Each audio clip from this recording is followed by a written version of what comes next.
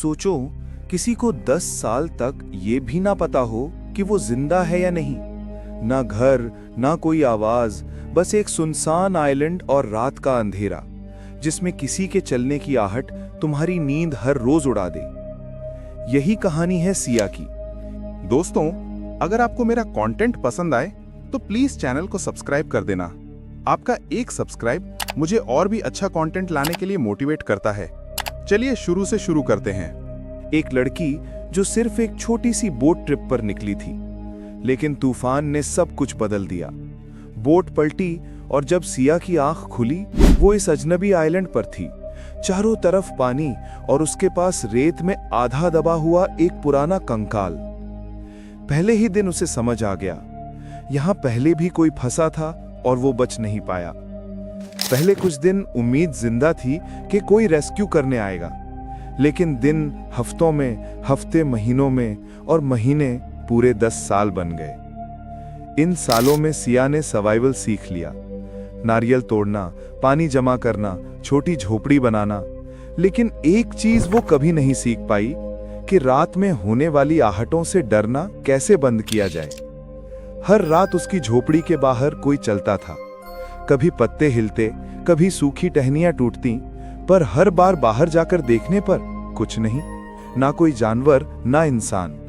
पर एहसास हर रात और मजबूत होता गया कि आइलैंड पर कोई और है।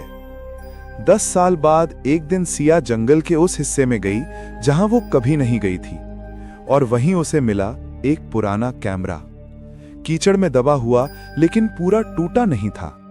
उसने बैटरी को धूप में रखकर गर्म किया और चमत्कार, कैमरा कुछ सेकंड के लिए चालू हो गया। जो वीडियो उसमें थी, उसने सिया की सांसें रोक दी। वीडियो में वही कंकाल दिखाई दिया और अचानक कैमरा झटके से घूमकर जंगल में किसी इंसान की झलक दिखाता है। एक कमजोर, दुबला, डरा हुआ आदमी छुपता हुआ। सिया समझ गई, 10 साल से जिस आहट ने उसे डराया था, वो कोई दैत्य नहीं बल्कि एक और इंसान था। शायद वो भी यहां फंसा हुआ था और सिया से ही डरता था। सिया जंगल की तरफ बढ़ी और तभी पहली बार 10 सालों में किसी ने आवाज दी, रुको, मैं बाहर आ रहा हूं। झाड़ियों के पीछे से एक बूढ़ा, बेहद कमजोर आदमी बाहर आया। उस आदमी का कंकाल नहीं, बल्कि उसका दोस्त जो कैमरे में दिखा था।